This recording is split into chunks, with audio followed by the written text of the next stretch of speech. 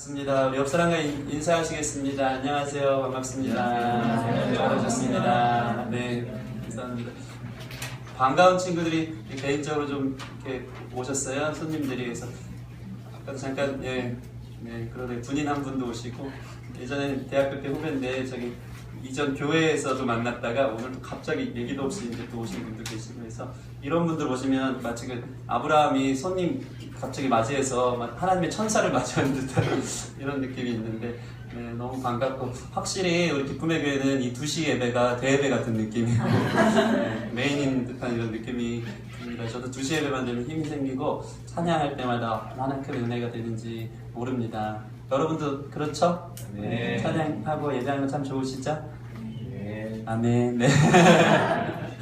억지로 강요하는 건가요? 저는 좀 믿고.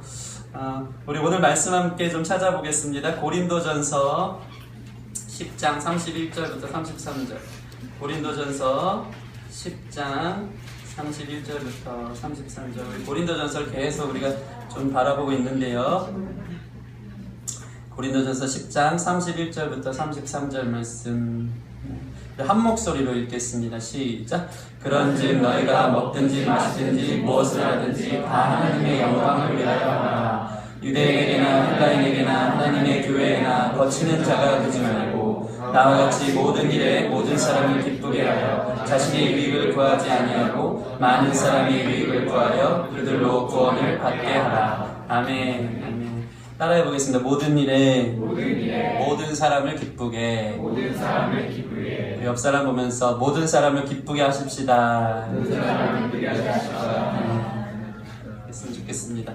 우리는 계속해서 이 고린도전서를 통해서 복음이 우리 삶에 어떻게 영향을 미치는지 나누고 있습니다. 먼저는 우리 삶에 수많은 문제가 있음에도 불구하고 하나님은 우리를 교회로 부르셨다는 것이 복음인 줄 믿습니다. 일단 우리를 교회로 부르셨어요. 그리고 교회에게 빚어가시는 거예요. 하나님의 손에 우리의 삶이 있는 줄 믿습니다. 그래도 분열에 관해서는 교만을 버리는 것이 하나됨의 시작이라고 나누었었습니다. 교만은 패망의 선봉입니다. 모든 것이 주님의 은혜였음을 기억해야 돼요. 그러면 하나 됩니다. 주님 은혜로 우리가 이 자리에 모인 줄 믿습니다. 음행에 관하여서는 우리의 몸을, 특별히 교회를 주님의 값으로 산 거니까 우리 몸을 우리 마음대로 주장해서는 안 된다고 이야기하였습니다. 음행은 관계적으로 타인에게 죄를 짓기보다 내 마음에 죄를 짓는 게 커요. 그래서 상당히 자기가 수치심도 있고 가치 없게 자기 자신을 전락하여서 그 하나님의 영광과는 상관없게 살게 하는 그런 죄가 있거든요. 여러분 거룩한 주님의 값으로 세워진 사람인 것을 여러분 믿으시기 바랍니다. 그래서 교회의 거룩, 개인의 거룩, 특별히 부르심의 거룩을 통해서 하나님께 영광 돌리는 삶을 살았으면 좋겠습니다. 오늘은 특별히 또 고린도 교회에 있었던 문제 중에 특별히 먹고 마시는 음식에 관한 문제입니다. 참 아주 가벼운 것 같지만 깊고요. 우리 삶의 아주 일상에 미쳐지는 이야기인데 이것이 복음을 관통하여 복음이라는 렌즈를 통해서 볼 때 어떻게 바라봐야 되는지에 대해서 오늘 함께 나누려고 합니다. 사실 이 복음이라는 것은요, 모든 것에 영향을 미치지만 단순 명료하게 정리되는 것 같지는 않습니다. 다시 얘기해서 복음이 딱 무엇이다 라고 하나의 문장으로 모든 상황과 문제에 갖다 붙일 수가 없다는 거예요. 복음은 이것이니까 이 상황에도 이게 적용되고, 이런 것과는 좀 다른 차원인 것입니다. 복음은 진리지만 그 진리의 빛이 때에 맞게 프리즘을 통해서 7색깔 무지개가 나듯이 상황에 따라 비춰져야 되는 거예요. 그래서 때로는 복음은 거룩하게 비춰질 때가 있어요. 또 때로는 복음은 죄라고 말할 때 복음으로 들리기 시작합니다. 때로는 복음은 자유를 주고요. 때로는 복음은 용서를 선언하는 것이 복음입니다. 그러나 이 모든 것은 하나입니다. 결국 우리를 살리는 게 복음이에요. 그 복음이 여러분을 살리고 있다면 진정한 복음인 줄 믿습니다. 각 사람에게 맞게 진단하여서 복음으로 건강한 신앙생활을 해야 돼요. 삶의 구석구석. 그래서 결국에는 우리로 하여금 영생으로 나아가게 하는 것이 복음인 줄 믿습니다. 문제는요, 복음이 복음으로 각자에 맞게 선포되면 참 좋습니다. 그런데 뭐가 문제냐면 복음을 잘못된 적용을 할 때가 참 많아요. 복음에 대해서 오해하고 내 필요에 따라 복음을 적용할 때가 참 많아서 많은 문제들, 또 신앙적인 균형이 깨질 때가 많다는 것입니다. 우리는 여기서 이 복음의 양면성을 잠깐 좀 설명하고 오늘 말씀을 좀 함께 봤으면 좋겠습니다. 여러분, 복음은 무엇입니까? 복음이 뭘까요? 한마디로. 단순히 정리하자면 뭐 많은 말들이 있겠지만 따라하겠습니다. 복음은 예수님입니다. 믿으십니까? 예수님은 누구십니까? 예수님은요, 말씀이 육신이 되어 나타난 분이요. 그 육신은 어떠한 모습으로 존재하셨습니까? 은혜와 진리가 충만하셨어요. 은혜와 진리의 양면성을 얘기합니다. 은혜와 진리의 충만한 균형이 복음의 건강함이에요. 건강한 복음이에요. 요한복음 1장 14절 말씀 앞에 있고요. 함께 한번 읽어보겠습니다. 되게 멋있게 바뀌었네요. 네, 시작. 말씀이 육신이 되어 우리 가운데 거하시매 우리가 그의 영광을 보니 아버지의 독생자의 영광이요 은혜와 진리가 충만하더라. 아멘. 아멘. 따라서 복음은 은혜와 진리의 충만한 균형이에요. 이것을 기억하십시오. 그 양면성을 가지고 있어요. 잘 들으셔야 됩니다. 동전의 양면처럼 복음의 양면성을 인식해야 돼요. 은혜만 강조하면 어떻게 됩니까? 은혜와 진리의 충만함이 균형이라야 되는데 은혜만 강조하면 자유주의 빠집니다. 신학적으로는 율법을 폐기해버려요. 율법 중요하지 않아. 나는 은혜 받았어. 나는 자유해졌어. 은혜를 값없이 받았으니까 내게 있는 건 모든 게 자유해. 그러니 죄를 범해도 괜찮지 뭐. 어때 모든 게 자유한데. 은혜로 다 덮어졌잖아. 이렇게 치우치기 쉽다는 거예요. 막 이렇게 주장하죠. 주님의 십자가를 무시하느냐고. 용서받고 용납받지 못할 죄는 없다고. 다 맞는 말 하는 거 아닙니까? 그죠? 복음이죠. 주님은 너를 언제나 조건 없이 사랑해. 이거 복음입니까? 아닙니까? 복음이에요. 그런데 이건 반쪽짜리는 진리가 빠진 은혜예요. 이것만 강조하면 어떻습니까? 율법을 폐기해요. 삶을 형편없이 살아도 될 것처럼 여겨져요. 구원받았으니까 거룩하고 선하게 살 필요가 없어도 되는 것처럼 들리는 거예요. 진리를 뺀 은혜를 강조할 때 이렇게 되는 거예요. 반대로 진리만 강조하면 어떻게 될까요? 진리만 강조. 그러면 율법주의에 빠져. 도덕주의에 빠지기 쉽습니다. 율법주의는 뭡니까? 구원을 받기 위해서 거룩하고 선하게 살아야 된다는 어떤 행동 중심, 공로 중심, 이게 율법주의인 거예요. 진리의 측면에만 맞지. 상당히 종교적인 것입니다. 이런 모습은 행동을 아주 중요하게 생각하는 양상으로 드러나요. 금욕해야 된다고 생각하고요. 공로를 쌓고요. 거룩하고 선하게 살지 못하는 사람은 자기 스스로에게 은밀한 자기 혐오를 해요. 나 또 죄지었다. 나 또 눌렸다고. 나 또 이렇게 못했다고. 그러면서 철저하게 어떤 행함을 통해서 의로워지려고 노력하는 거예요. 반대로는 이런 행위로 의로움을 자랑하기 시작합니다. 나 잘했어. 나 괜찮은 것 같아. 이 정도면 하나님 사랑 받을 만해. 어떤 그런 조건을 내세우는 겁니다. 이것은 무엇입니까? 은혜가 빠진 진리에 치우치는 거예요. 예수님은 은혜와 진리가 충만한 균형으로 계셨습니다. 그러나 이렇게 율법주의나 율법 폐기로 흐르는 것은 반쪽짜리 또는 가짜 복음이 된다는 것을 여러분 기억하시기 바랍니다. 제가 아는 한 단체가 있습니다. 이 단체는요, 여러분 잘 아시는 복음학교를 나온 사람들이 문화사역을 하기 위해서 합숙을 하는 단체예요. 어떤 단체냐면 이들의 첫 시작이 얼마나 순수하고 건강했는지 모릅니다. 매일 합숙하면서 경건 훈련을 하고 성경의 권위를 인정하고 복음의 순수성을 유지하면서 철저하게 성경 안에서 막 뮤지컬을 창작해요. 문화사역을 하는 그런 단체입니다. 실제로 이제 교계에서 유명해져서요, 시즌마다 이제 뮤지컬 공연을 하면서 복음을 전하는데, 공연할 때마다 저도 몇 번 가봤습니다. 놀라운 말씀 중심만 전하고요, 놀라운 회심의 역사가 막 복음의 능력으로 일어납니다. 그런데 최근에 거기에서 나온 한 청년과 제가 대화하는 시간을 가졌습니다. 그 친구도 복음학교 출신이에요. 복음학교를 나와서 이 단체에 들어갔습니다. 이 친구는 언제나 얼마나 겸손한지 몰라요. 대화를 하면 전도사님, 나 곧 죄 곧 나고요. 뭐만 얘기하면 이제 나 곧 죄 곧 나. 또 무조건 그래 어떻게 지내는 거 주님이 다 하셨습니다. 근데 이게 그 사람 진짜 진지해요. 이게 그 삶을 관통해서 나오는 고백이에요. 그의 이전 삶을 제가 알아요. 근데 복음학교 갔다 와서 완전 변해서 얼마나 은혜를 받았냐면 삶을 다 정리한 거예요.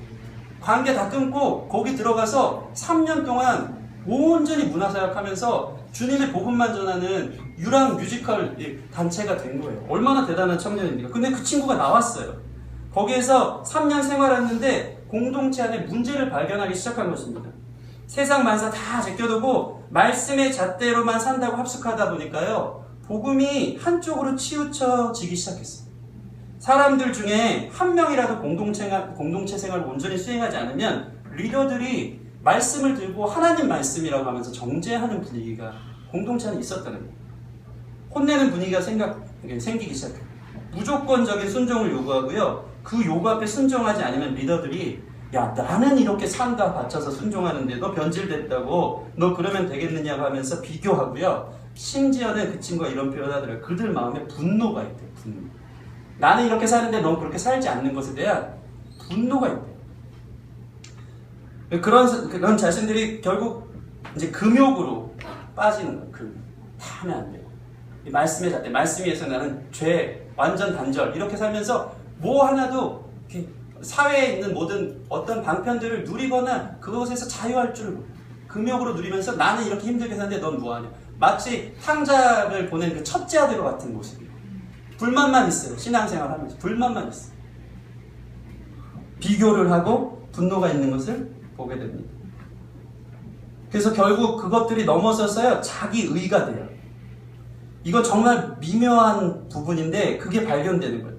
내가 얼마나 말씀을 많이 보고 얼마나 예배를 열심히 하는 단체인데 하면서 그게 자기 공로가 되고 자기 의가 된다는 것입니다. 나는 거룩하다는 거죠.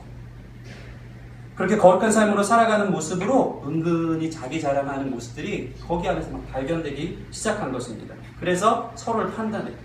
이 친구가 그것들을 좀 발견하면서 그 단체에서 나오려고 하는데 너는 말씀을 어겼기 때문에 지옥 갈 거라고 선포를 합니다. 너는 권위에 순종하지 않아서 천국에서 앞으로 쫓겨날 거라고 비난을 퍼붓었다. 이 친구가 어떤 얘기를 하냐면요, 차라리 매를 그냥 구타를 하고 때리는 게 낫지, 막 이 언어적으로 심리적 정신적으로 막 비판하고 충격을 주는데 말로 다할 수 없다고 이야기합니다. 상당히 뭐 충격적인 얘기 아닙니까? 오늘날 이 바리새인 같은 사람들이 존재하는 거예요. 그런데 이런 율법주의, 금욕주의 등은 사실 기독교 2000년 역사 속에서 늘 있었어요. 말로는 오직 은혜라고 시작했지만 나중에는 자기 공로, 자기 의로 바뀌어지기 시작한 것입니다. 심지어는요, 그 단체에서 결혼을 할 때도 그럼 결혼한 커플 없냐, 이 친구가 사실 좋아하는 자매 공동체 내에 생겨서 문제가 돼서 여기까지 쫓겨나오게 된 건데, 그러면 거기 결혼한 커플 없냐? 시작할 때 만났던 부부, 리더 그 전체 단체 단장 부부 빼고는 한 커플이 있대요. 그러냐, 그 안에서 만났네요. 만났다고. 사실 어떻게 만났냐 물어보니까 그 리더가 이렇게 지정해줘서 결혼한 거예요. 그 공동체 내에서. 자기보다 나이가 8살 막, 제가 이제 와이프랑 많이 차이가 나긴 하지만 8살 밑에 있는 사람을 만나서 좋아한다고 얘기했더니 아니라고, 말씀을 들이대면서 아니라고 하면서 내가 정해준 이 사람과, 근데 그걸 인정하고 지금 그런 단체가 있는 거예요. 실제 합숙하면서 휴가, 군인보다 더, 우리 군인 되게 자주 나오거든요. 저기 있는데 손신이라는 형제인데요, 네, 의경인데 자주 봅니다. 근데 거기는 그렇게 그 사역을 해야 되기 때문에 합숙하면서 휴가도 며칠 못 나와요. 한 3달에 한 번 2박 3일 정도 이렇게 나오고, 이 친구가 나온 거예요. 어떻게 나오게 됐냐면 좋아하는 자매가 있었어요.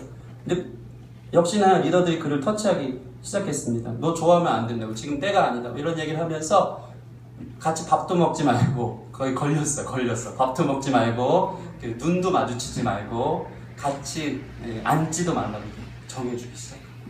이 친구가 거기서 이제 뛰쳐나오다시피, 도망쳐 나오다시피 밤중에 나왔어요. 밤중에.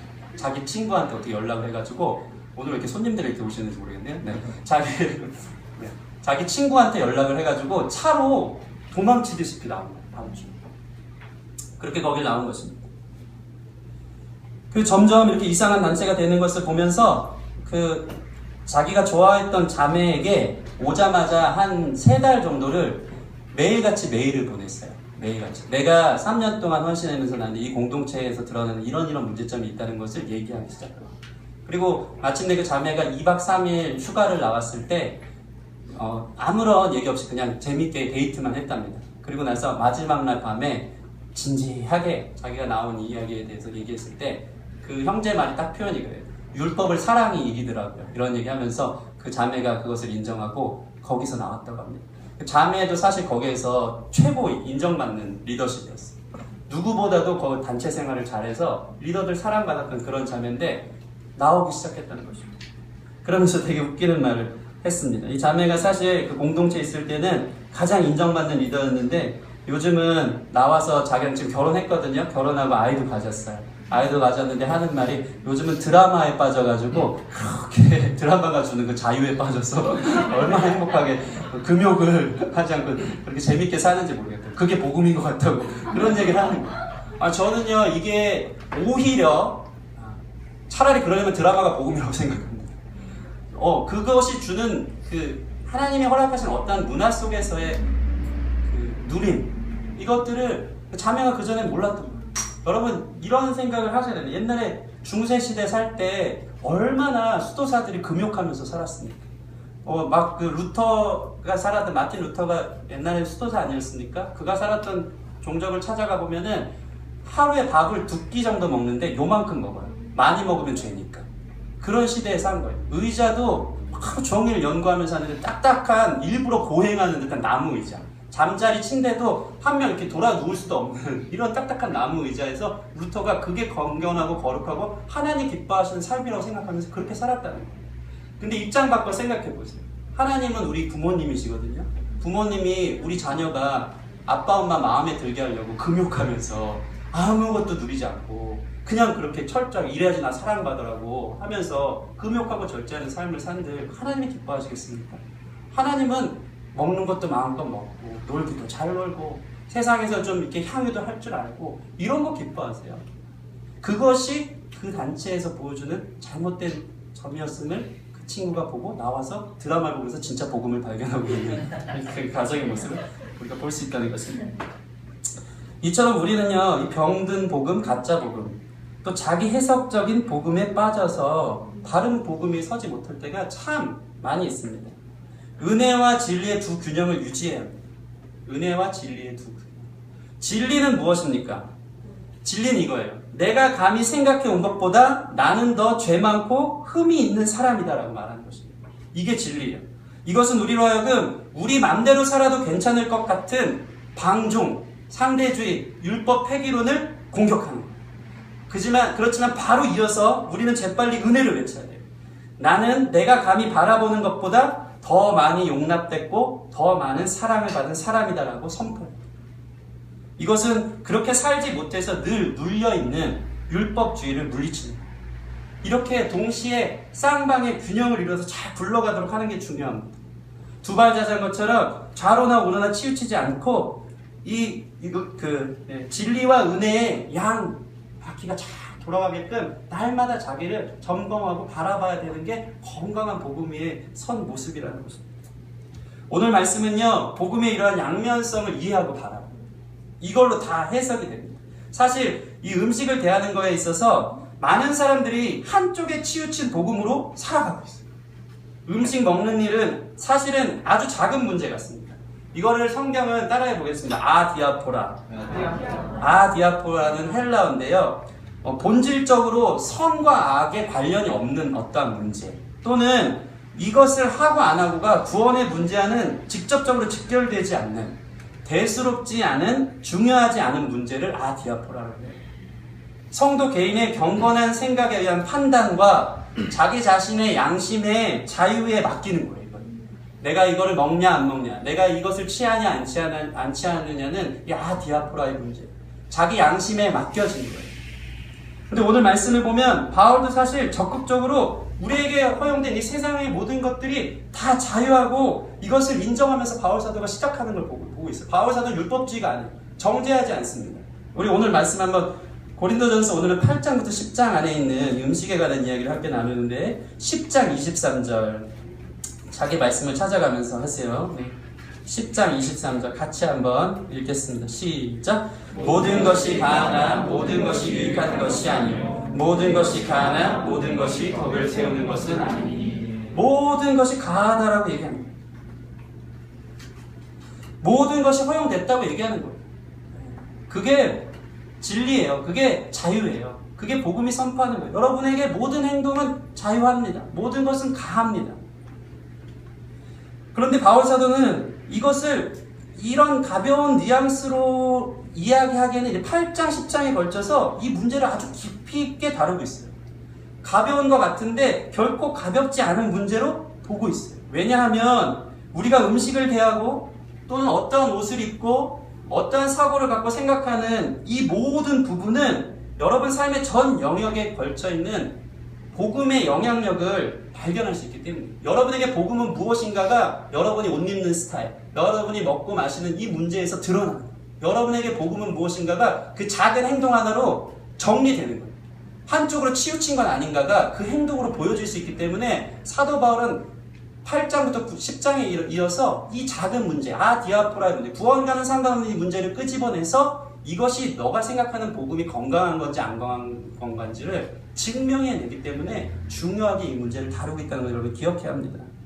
여러분, 우리 교회는 젊은 교회입니다. 젊다는 것은요, 변할 준비가 되어 있다는 것이에요. 여러분, 새 부대를 준비했으면 좋겠어요. 말씀을 통해 날마다 새 부대를 준비하세요. 고정관념, 틀에 박힌 사고를 버리고 나는 지금 이 칼날 같은 복음의 균형에 서 있는가를 바라보고 여러분, 군인들 0점 조절하듯이 정확하게 나를 보는 거예요. 그렇게 되는 저와 여러분들에게 소원합니다. 고린도 교회 안에는 어떤 문제가, 음식의 문제가 있었는지 나누겠습니다. 고대 고린도에서는요, 국가적인 축제나 개인적인 다양한 축하 행사, 그리고 생일 잔치, 결혼 잔치, 무슨 장례식, 이런 모든 것이 신전을 중심으로 거행됐습니다. 템플을 중심으로 거행된 거예요. 그러한 행사 때에는 고기를 비롯해서 많은 음식을 준비하여서 먼저 우상에게 바쳐요. 이 고기를 떼서 우상에게 바친 다음에 참석한 사람들이 우상 숭배 의식의 일부분으로 그것을 나눠 먹는 게 그 시대의 문화고 관행이었어요. 사실상 그 시대의 고기를 먹을 기회가 많지 않았던, 우리는 먹을 기회 많지만 고기를 먹을 기회가 많지 않았던 고대인들에게 신전은 이 레스토랑의 역할을 한 것과 다름없습니다. 또한 이 신전을 통과한 음식들과 고기들은요, 고스란히 시장에 내놓고 팔게 되는 음식. 그러니까 많은 해석들이 여기서 일어나기 시작합니다. 고린도 교회는 이러한 신전의 재물을 먹는 것에 대해서 두 가지 견해가 있었어요. 하나는 고기를 먹는 것은 우상숭배다, 이렇게 지적하는 정죄하는 사람도 있었고, 다른 한 부류는 아니다, 단순한 사회적인 모임에 참석하는 것에 불과하다, 고기를 먹는 건 단순한 사회 참여다 라는 견해 두 가지가 팽팽하게 싸우고 있었다는 것입니다. 여러분의 견해는 무엇인지를 좀 생각해 봤으면 좋겠어요. 이 시간 신전의 재물을 먹는 것은 우상숭배다, 막 손들으라고 우상숭배인가 아니면 단순한 사회 참여인가를 생각해 보세요. 신전 재물을 그 당시 문화와 분위기 속에서 먹는 것은 우상숭배다, 그래서 안 된다, 아니면 단순한 사회 참여이기 때문에 허용된다, 복음은 모든 것이 자유하고 강하기 때문에. 여러분 입장을 정리해 보세요. 우상숭배다라고 하는 것은 약간 제가 잠깐 정리해 드리자면 은혜 빠진 진리, 약간 율법주의적인 측면이 있죠. 단순 참여는 진리 빠진 은혜, 약간 방종하는 느낌이 있습니다. 이 균형을 우리가 좀 봤으면 좋겠습니다. 사도 바울은 오늘 편지에서 먼저 이 두 가지 노선을 취한 부류 중 우상의 재물을 먹는 것을 영적으로 그렇게 큰 문제가 되지 않는다고 얘기하는 사람들을 대상으로 오늘 편지를 하고 있습니다. 우리 8장 4절에서 6절 말씀 찾아보시겠습니다.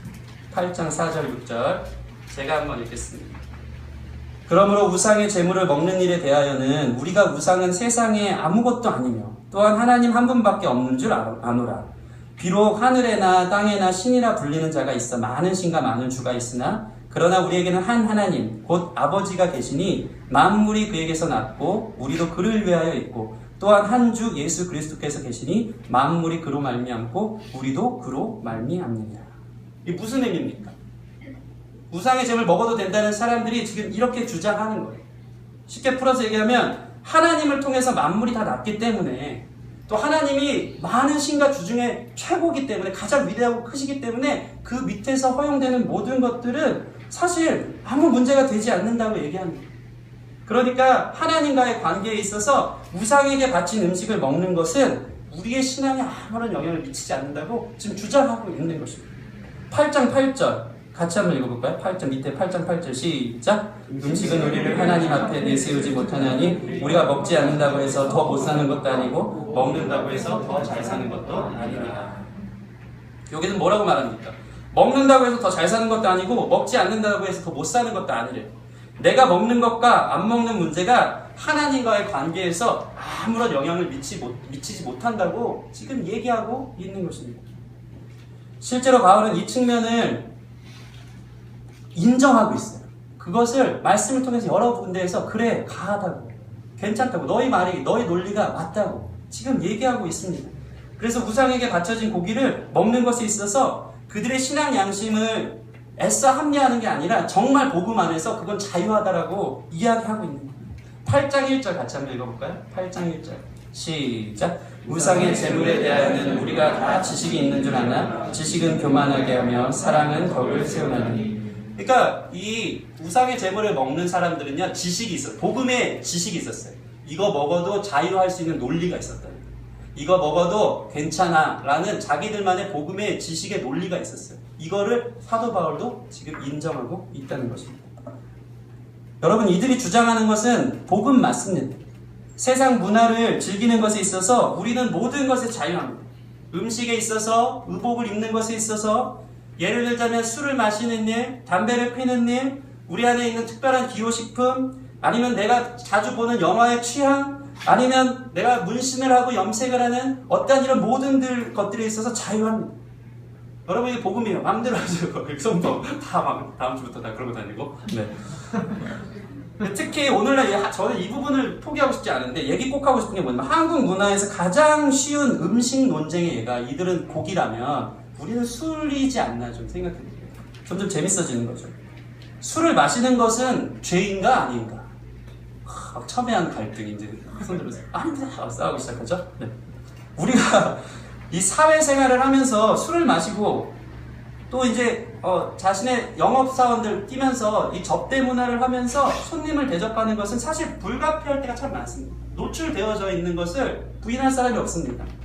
또는 술자리 아니면은 직장생활이나 친구 관계에 있어서 대화 자체가 안 되는데 어떻게 해야 되냐 이렇게 얘기하는 분들도 많죠. 또 성경에서는 술 취하지 말라고 했으니까 내가 컨트롤하고 적당히 마시고 취하지만 않으면 되는 거 아닙니까? 근데 맞습니다. 틀리지 않습니다.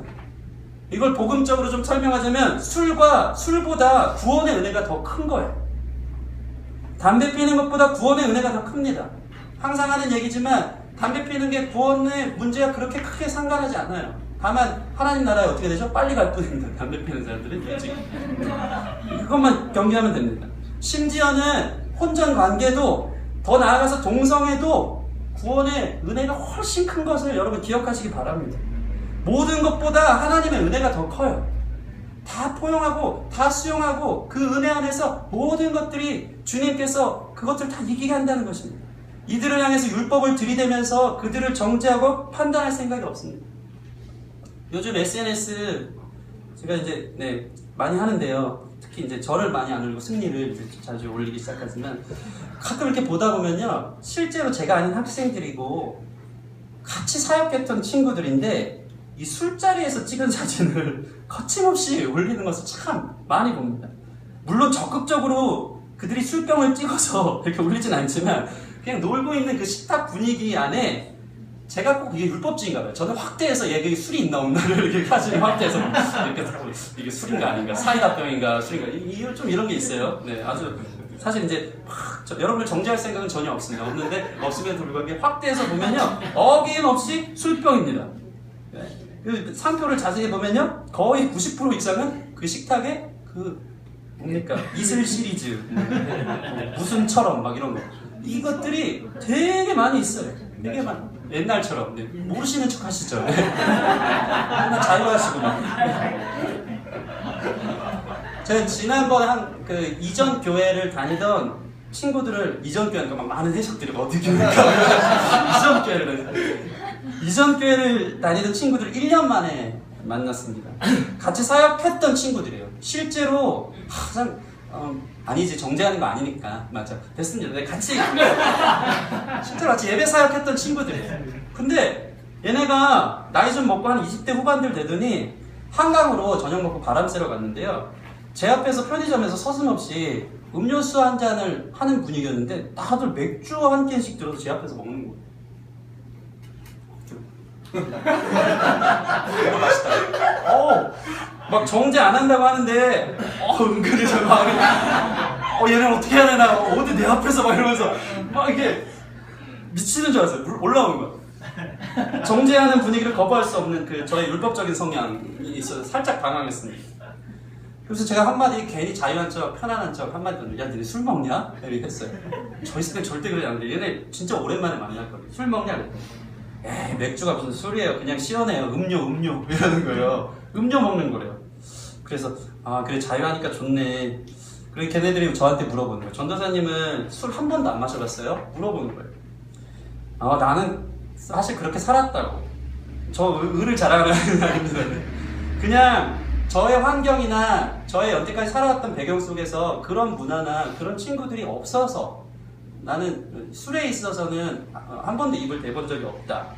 이렇게 얘기를 했습니다. 그러면서 괜히 분위기가 걔네들 그 친구들 제가 정죄하는 듯한 분위기가 된 것 같아서 대신 나는 여자에 약해.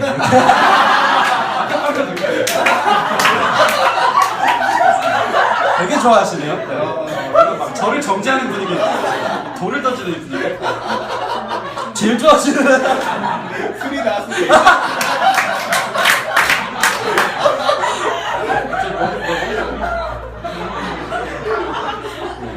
죄의 검증을 따지는 분위기네. 술이 났다고. 네, 저기. 자, 아니면 설교 그만하고요. 첨예하게 하면 되면 뭐가 옳고 그런지 까놓고 얘기하는 시간을.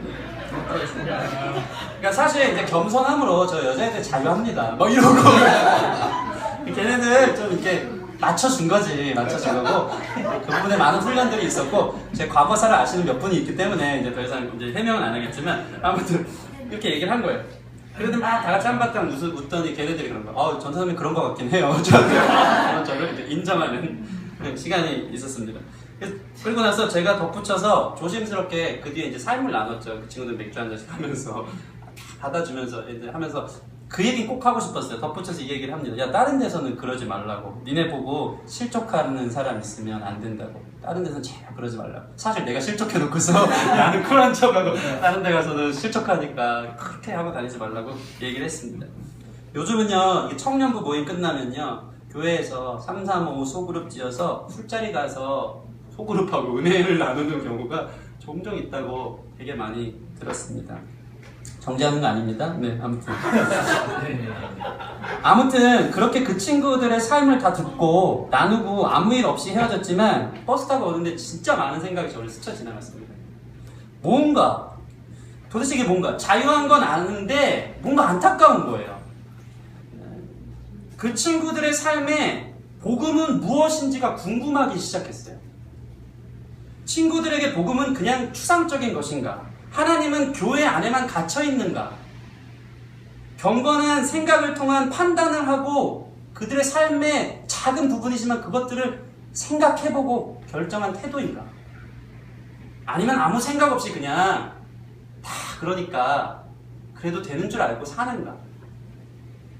저는 자꾸 이렇게 써있네. 어저께 정죄하고 싶은 마음이 있었는데 저는 그들을 정죄하거나 판단하는 것이 아닙니다.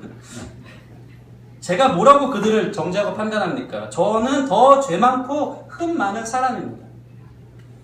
그러나 과연 오늘 우리가 이 말씀을 대하는 우리가 복음이 무엇인가? 정말 뜬구름 잡는 것 뿐인가? 하나님은 정말 세상 물정 모르고 답답한 소리만 하는 분인가? 에 대해서 함께 고민해 봤으면 좋겠는 것입니다.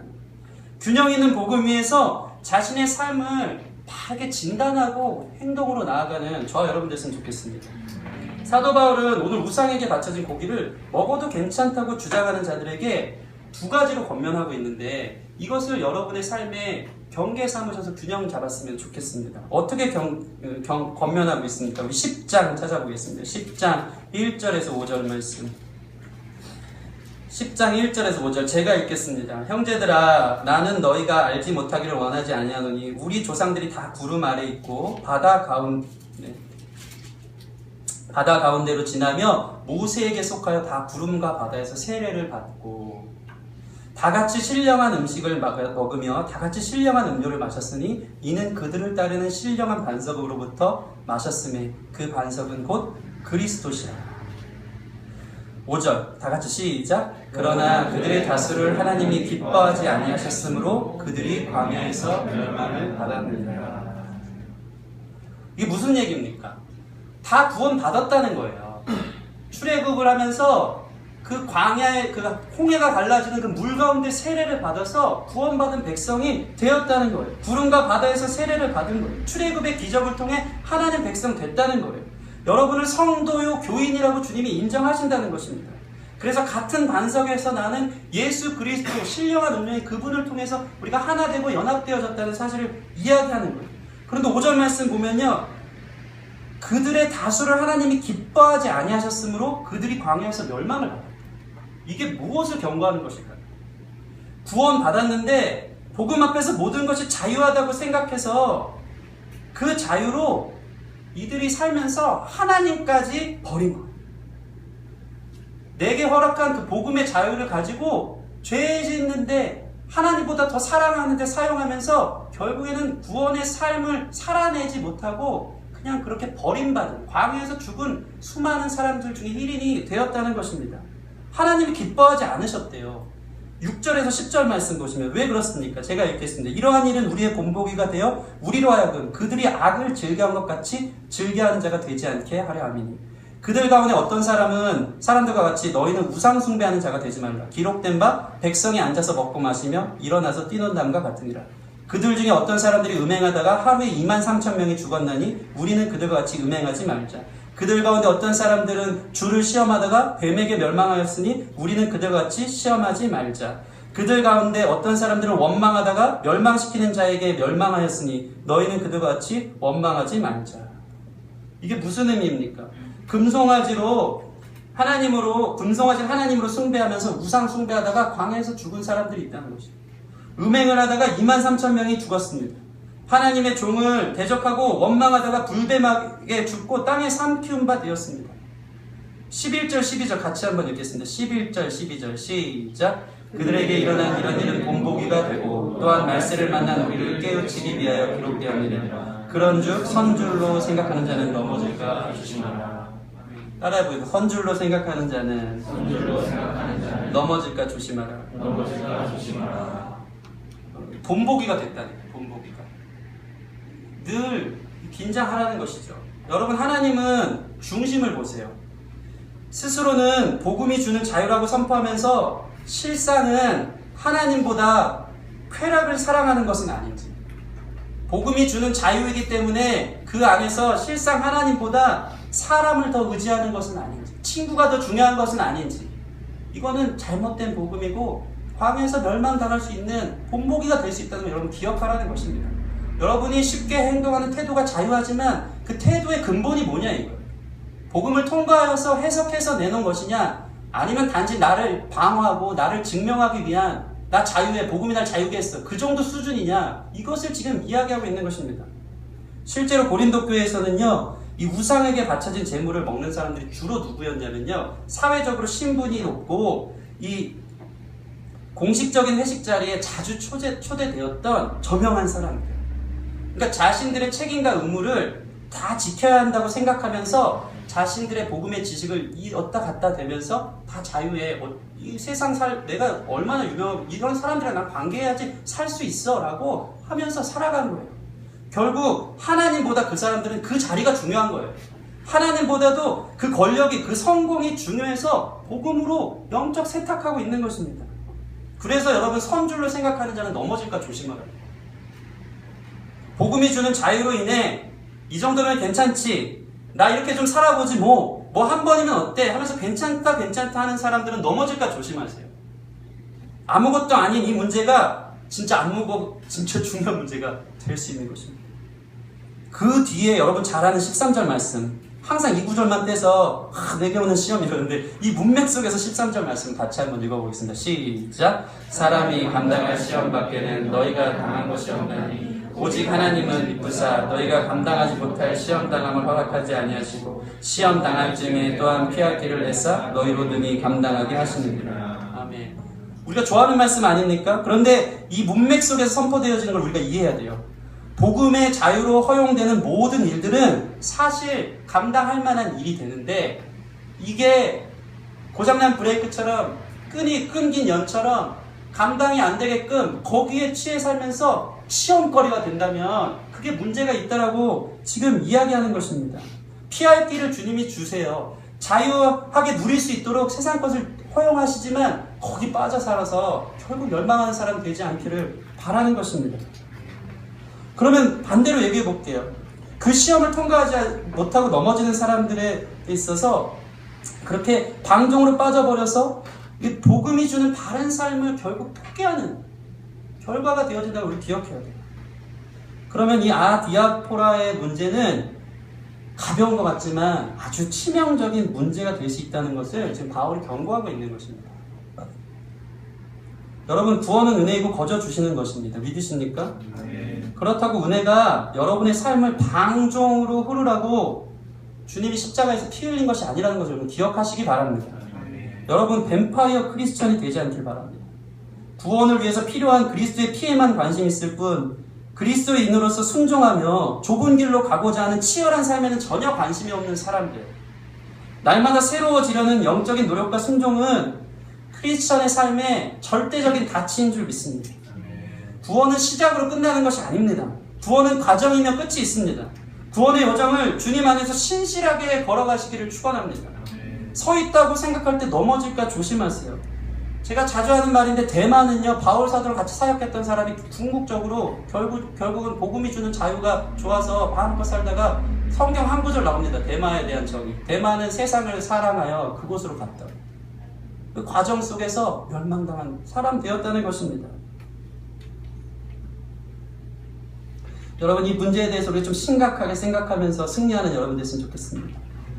두 번째로 아주 중요한 것인데요, 사도 바울은 이 점을 오늘 편지에 사실 중점으로 두고 있습니다. 이것이 오늘 말씀의 핵심입니다. 무엇입니까?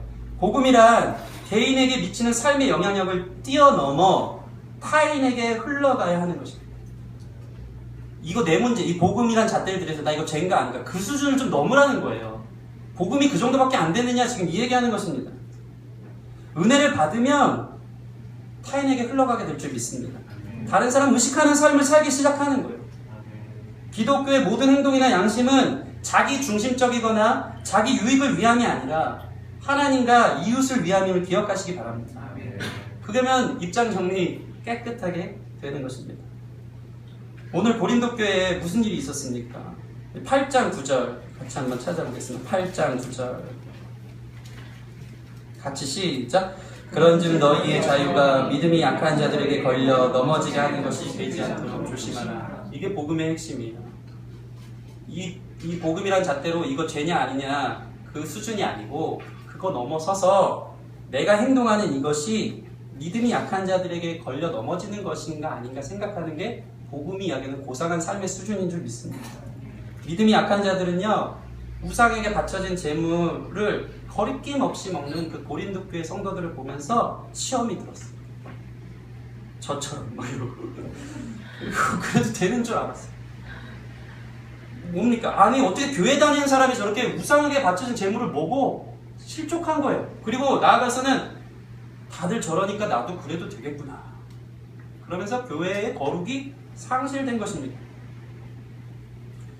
만약 그렇게 믿음이 약한 자들이 그렇게 나오면 자신들을 판단하고 정죄하는 그들에게 이건 자유한 것이야, 아디아포라라고 하는데 라고 설명하면서 설득해서 같이 자유하자 라고 얘기하라는 것이 아니라 그것 때문에 실족하는 사람이 있으면 그냥 하지 말라는 것입니다.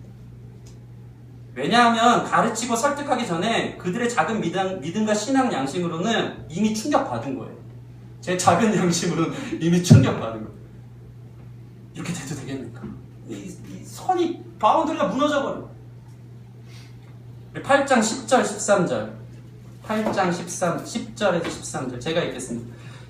지식이 있는 내가 우상의 집에 앉아 먹는 것을 누구든지 보면 그 믿음이 약한 자의 양심이 담력을 얻어 우상의 재물을 먹게 되지 않겠느냐. 영향받는다는 거죠.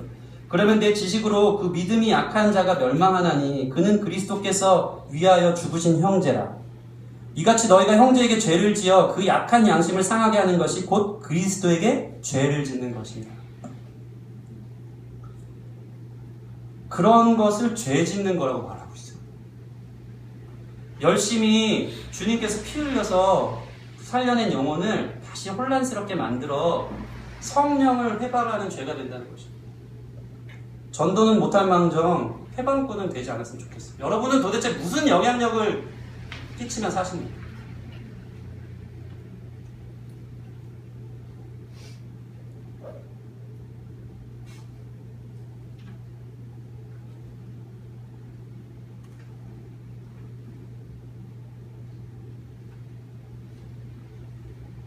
우리 13절 말씀 같이 읽겠습니다. 시작.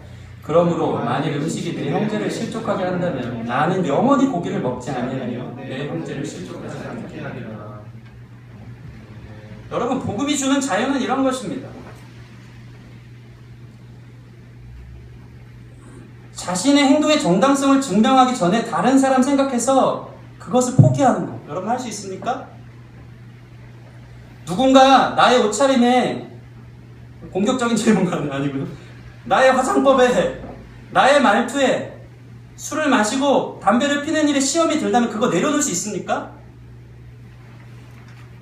증명하려 하지 말고 내려놓을 수 있느냐 이 말이에요. 그거 한번 생각해 보세요. 내려놓을 만합니까? 예, 한 명 나왔습니다. 할렐루야. 바울이 지금 이거 물어보는 거예요. 못 내려놓으니까 가벼운 얘기가 아닌 거예요, 이게. 타인의 양심에 상처와 실족하게 하는 일이 될 수도 있다고 하는데, 그래도 난 이게 좋으니까 증명하려고 하는 거, 피하려 하는 거, 자신의 복음의 지식으로 괜찮다고 은근슬쩍 그렇게 살아도 된다라고 얘기하는 거, 못 내려놓으니까. 복음보다 더 중요한 문제가 되어버렸기 때문에 가벼운 문제가 아닌 거예요, 이게. 바울이 지금 이거 얘기하는 거예요. 적극적으로 SNS에서 그러진 않더라도 은근히 다 그러잖아.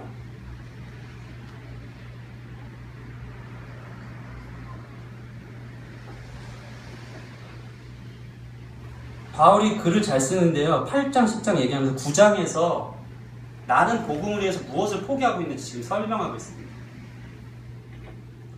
자신에게 주어진 자유를 어떻게 포기하고 절제하는지를 보여주는데 고개가 숙여져요. 4절, 9장 4절 보세요. 우리가 먹고 마실 권리가 없겠느냐. 바울은 어떤 사람이었냐면요, 다른 사도들처럼 당연한 일인데 물질적인 후원을 받을 권리를 포기했어요. 교회로부터 물질적인 권리를 받을 것을 포기했어요. 지원을 포기했어요. 5절, 9장 5절. 우리가 다른 사도들과 주의 형제들과 게바와 같이 믿음에 자매된 아내를 데리고 다닐 권리가 없겠는가.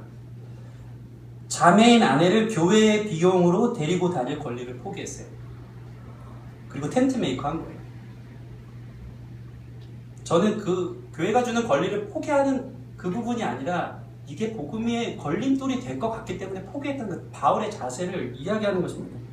그러면서 설명합니다. 7절. 누가 자기 비용으로 군복무를 하겠느냐? 누가 포도를 심고 그 열매를 먹지 않겠느냐? 누가 양떼를 기르고 그 양떼의 젖을 먹지 않겠느냐? 심지어는 율법에서도 이걸 가르친대요.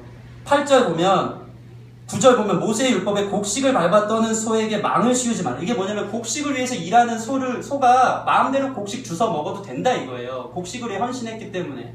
그건 너무나도 정당한 거예요. 율법에서도 얘기하는 거라는 거예요. 근데 바울은 복음을 위해서 이걸 포기하는 거예요. 너무나 당연한 권리인데 복음의 거침이 될까봐 이걸 포기하고 있는 것입니다. 군인이 복무하면 급료받는 건 당연한 거 아닙니까? 근데 그거 포기해요.